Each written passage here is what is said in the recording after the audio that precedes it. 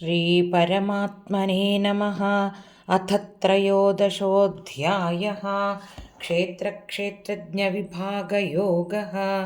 अर्जुन उवाच प्रकृतिं पुरुषं चैव क्षेत्रं क्षेत्रज्ञमेव च एतद्वेदितुमिच्छामि ज्ञानं ज्ञेयं च केशव।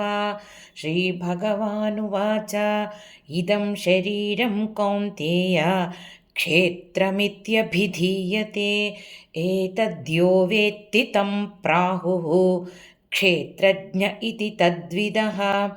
क्षेत्रज्ञं चापि मां विद्धि सर्वक्षेत्रेषु भारत।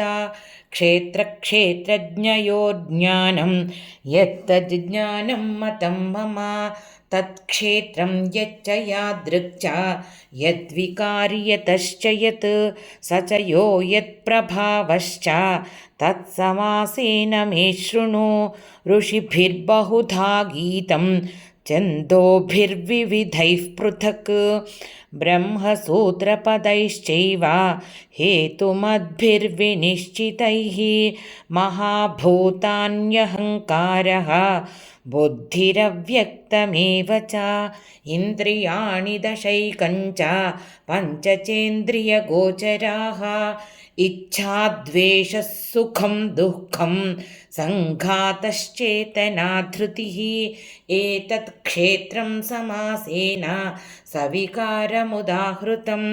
अमानित्वमदम्भित्वम् अहिंसा क्षान्तिरार्जवम् आचार्योपासनं शौचं स्थैर्यमात्मविनिग्रहः इन्द्रियार्थेषु वैराग्यम् अनहङ्कार एव च जन्म मृत्युजरा व्याधि दुःखदोषानुदर्शनम् असक्तिरनभिष्वङ्गः पुत्रदारगृहादिषु नित्यं च समचित्तत्वम् इष्टानिष्टोपपत्तिषु मयि चानन्ययोगेन भक्तिरव्यभिचारिणी विविक्तदेशसेवित्वम् अरतिर्जनसंसदि अध्यात्मज्ञाननित्यत्वम् तत्त्वज्ञानार्थदर्शनम् एतज्ज्ञानमिति प्रोक्तम् अज्ञानं यदतोऽन्यथा ज्ञेयं यत्तत् प्रवक्ष्यामि यज्ज्ञात्वामृतमश्नुते अनादिमत्परं ब्रह्म न सत्तन्नासदुच्यते सर्वतः पाणिपादं तत् सर्वतोक्षिशिरोमुखं सर्वतः श्रुतिमल्लोके सर्वमावृत्य तिष्ठति सर्वेन्द्रियगुणाभासं सर्वेन्द्रियविवर्जितम् असक्तं सर्वभृच्चैव निर्गुणं गुणभोक्तृ च बहिरन्तश्च भूतानाम् अचरं चरमेव च सूक्ष्मत्वात् तदविज्ञेयं दूरस्थं चान्तिके च तत् अविभक्तं च भूतेषु विभक्तमिव च स्थितं भूतभर्तृ च ज्ञेयं ग्रसिष्णुप्रभविष्णु च ज्योतिषामपि तज्ज्योतिः तमसः परमुच्यते ज्ञानं ज्ञेयं ज्ञानगम्यं हृदि सर्वस्य विष्ठितम् इति क्षेत्रं तथा ज्ञानं ज्ञेयं चोक्तं समासतः मद्भक्त एतद्विज्ञाय मद्भावायोपपद्यते प्रकृतिं पुरुषं चैव विध्यनादीवुभावपि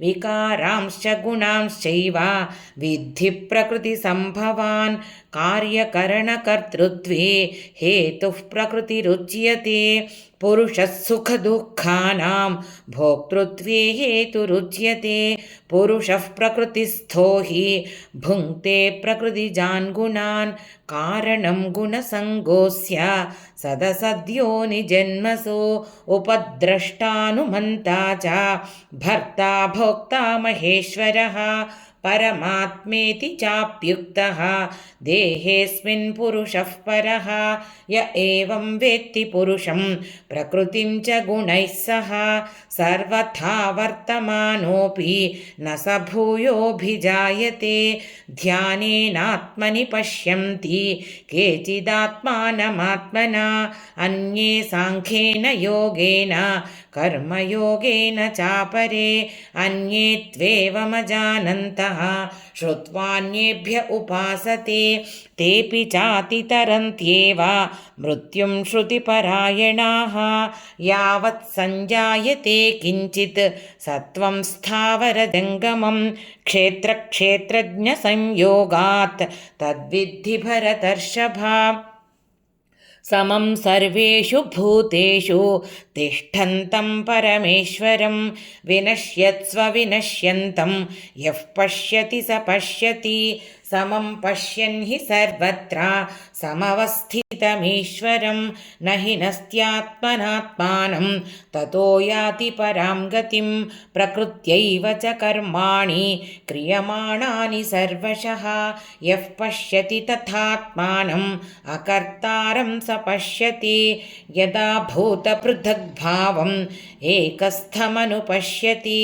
तत एव च विस्तारं ब्रह्म सम्पद्यते तदा अनादित्वान्निर्गुणत्वात् परमात्मायमव्ययः शरीरस्थोऽपि कौन्तेय न करोति न लिप्यते यथा सर्वगतं सौक्ष्म्यात् आकाशं नोपलिप्यते सर्वत्रावस्थितो देहे तथात्मानोपलिप्यते यथा प्रकाशयत्येकः कृत्स्नं लोकमिमं रविः क्षेत्रं क्षेत्री तथा कृत्स्नं प्रकाशयति भारत क्षेत्रक्षेत्रज्ञयोरेवम् अन्तरं ज्ञानचक्षुषा भूतप्रकृतिमोक्षं च ये विदुर्यान्ति ते परं श्रीमद्भगवद्गीतासु उपनिषत्सु ब्रह्मविद्यायां योगशास्त्रे श्रीकृष्णार्जुनसंवादे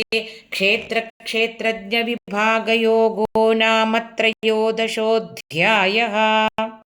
నా ఈ ప్రయత్నం మీకు నచ్చినట్లయితే భక్తి అన్లిమిటెడ్ ఛానల్ని సబ్స్క్రైబ్ చేసుకుని మీ అభిప్రాయాలను కామెంట్స్ రూపంలో తెలియజేయండి.